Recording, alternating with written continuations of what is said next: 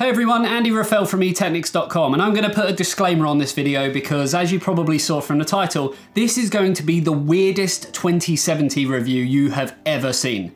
I say ever seen, I mean they've only just launched, so you probably haven't actually seen many, if any. This might be the first one that you're seeing, so I want to get that out there to start with.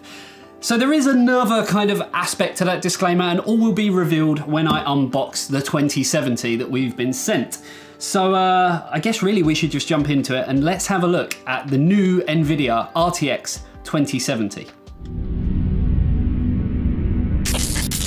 So without further ado, I mean, let's get into it. So I actually want to tell you that 2070 was a bit of a weird one. We actually spoke to NVIDIA today at the time of filming. It's actually the day before the launch. That sort of gives you an idea as to how rushed everything is. So apologies if this video feels rushed, but we actually had a dab hand in designing this card ourselves. So you're in for a real treat. Now what actually happened was NVIDIA asked us if we'd actually received our 2070 that we was due to get from MSI. Sadly, we did, but there's two aspects to this. So as you know, I do all the videos for eTeknix on YouTube, but when you go to eTeknix.com, we have tons of written reviews, and that's dealt with by a completely different person.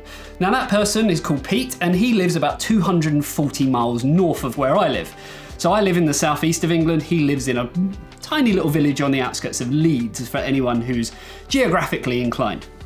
Now the problem with that is he has to do all of the testing and write everything up, take all the photos for his written review, whereas I kind of have to go by the results that he's got. When the card then comes down to me, I can do my own testing, you know, see if the results differ, because we have exactly the same platforms that we test on, but everything should be okay.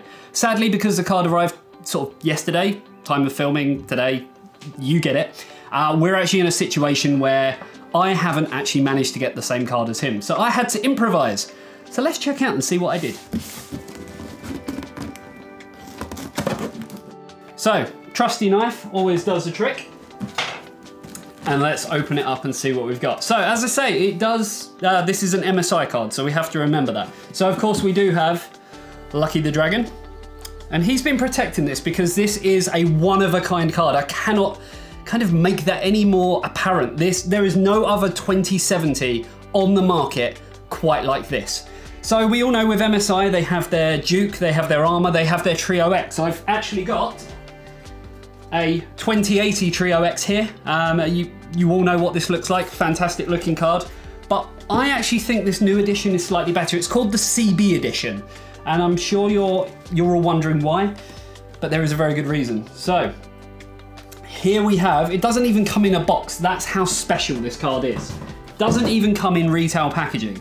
This is the MSI RTX 2070, and I want to talk through some of the main points, mainly when it comes to the design of the card.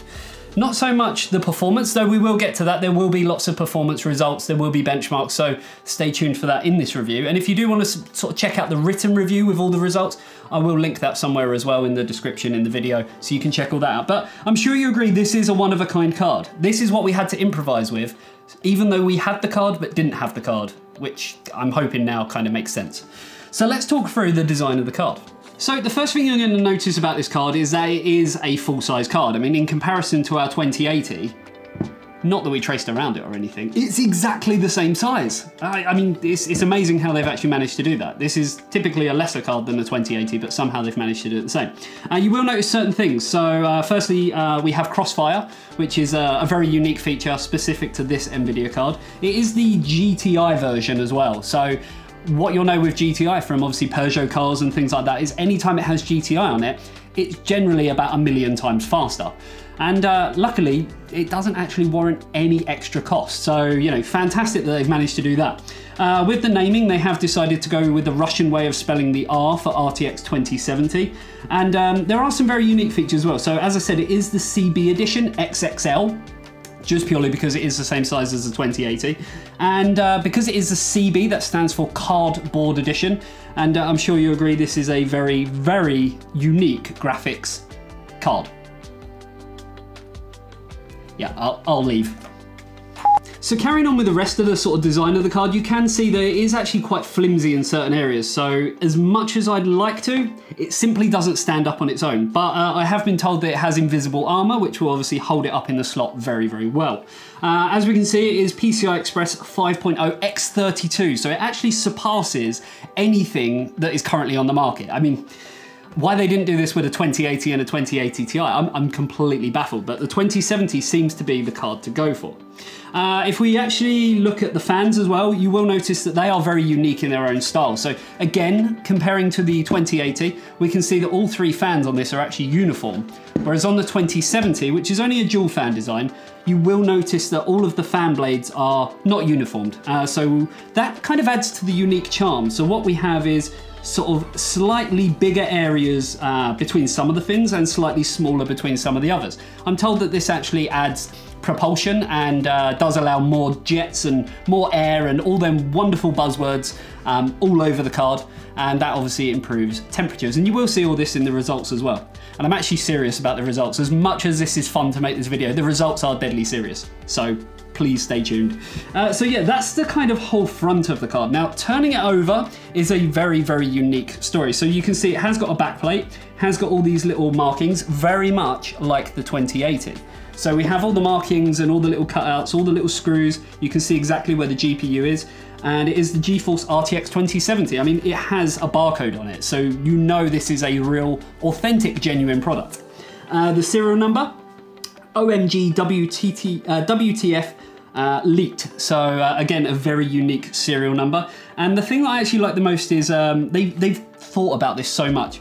Generally, when they designed it, they could have put the MSI logo the other way around. Obviously it looks backwards here, but when it's in your system, you'll actually see the MSI logo will be up the right way, and you can see the little derp dragon. I mean, the interpretation of what the dragon should look like, I think, honestly, is very, very good. So I guess really it comes down to performance, and this is, I guess, where I've got to get a little bit serious. So getting serious for just a second, obviously we kind of had a little bit of fun with this. We're not actually blaming anyone for us not receiving the card, because technically we did receive a card. We had, or we have, an MSI 2070 Armor. The problem is it's 240 miles away from me, so I had to improvise. So that's when I came up with the cardboard edition. Hopefully you kind of all enjoyed, you know, the little bit of fun that I had with it. But like I said, it's time to get serious. So we actually want to show you real authentic benchmarks from our testing, which we've done just 240 miles away from where I am right now. I might end up getting that card down to me and maybe do some kind of a showcase with it, just to sort of, you know, say we have done some content with it. But I'm hoping the benchmarks are kind of why you're all here. We all essentially know what a graphics card looks like, and between different sort of, you know, versions of graphics cards, we've all seen an Armor card before. So whether it has RTX on it, whether it has GTX on it, they kind of do look the same. And as far as I know, with the Armor edition of the RTX 2070, there isn't really any difference with the cooler design or anything like that. It's purely the GPU core. So let's jump into those glorious benchmarks.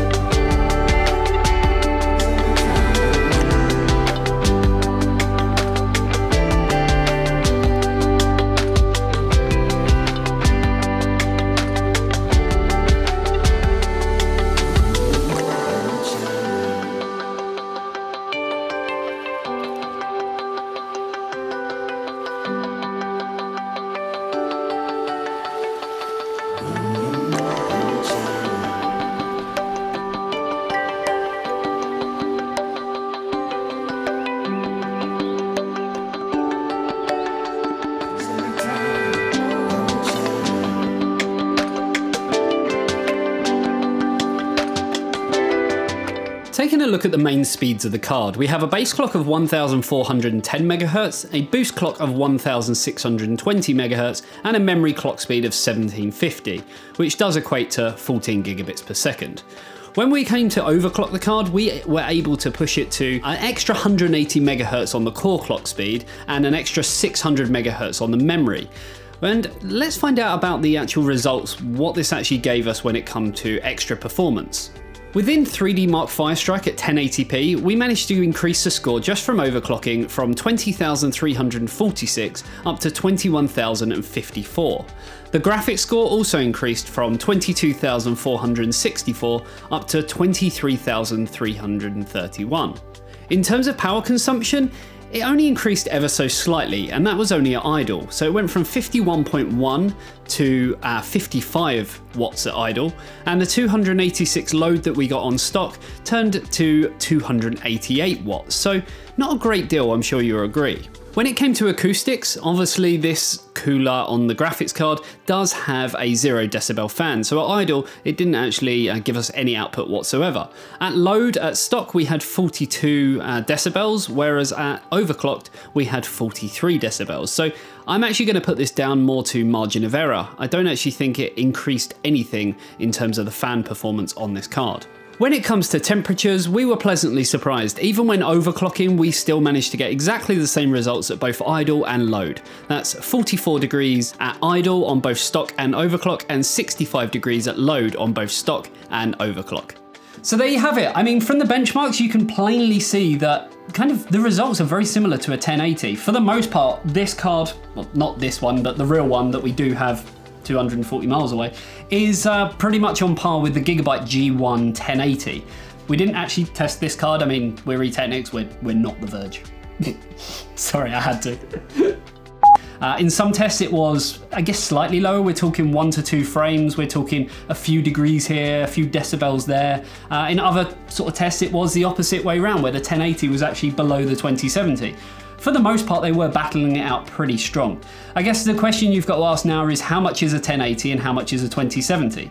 So I haven't got completely concrete pricing on this particular, not this particular model, but the one that we do have, the Armor Edition. But for the most part, it does seem like the 2070 is probably a good investment in terms of getting the performance of a 1080 for a reasonable price point, at least in comparison to a 2080 or a 2080 Ti. And then also having that extra functionality and technology where you can kind of appreciate what's going to come in the future in terms of ray tracing, DLSS. It's all down to kind of chicken and the egg. Obviously, the cards have to come out and then the games have to come out with the functionality after. It kind of can't happen the opposite way. So I think what's going to happen is, obviously, just like the 2080 and the 2080 Ti, the whole 20 series is going to get better as it matures. And I'm really excited to actually see what happens as more games come out with ray tracing enabled, with DLSS, the ability to enable variable anti-aliasing, the type of anti-aliasing that you've seen, you know, from our videos before, where we talk about the difference between using less resources but actually doing stuff on the fly, real time. This is all technology that, like I say, is going to mature over time, and I'm really, really excited to see it. Would I buy a 20 series card? Well, in all honesty, when it comes to a 2080 or a 2080 Ti, I was a little bit on the fence. 2070 is just bringing that new technology, that new functionality to the consumer market for now a reasonable price point. I'd say if you have a 1080, maybe the 2070 isn't the way to go. But if you're on a previous gen, like a 970, 980, something like that, or even previous to that, or even an AMD card of a couple of generations ago, then yes, maybe I'd say the 2070 is the way to go. Sadly, there's only one CB Edition XXL available, and it's mine. And it's probably going to sit up on these shelves if I can find room for it. And luckily, I have the little lucky dragon here to look after it. So there you go. Hopefully you enjoyed this video. Whether you thought it was silly, give it a thumbs up. The benchmarks are serious. We cannot lie about them. We have tested the card. I just don't physically have it here with me. But hopefully you enjoyed the video. If you did, you know what to do, and I'll see you in the next one. See you later, guys. Bye-bye.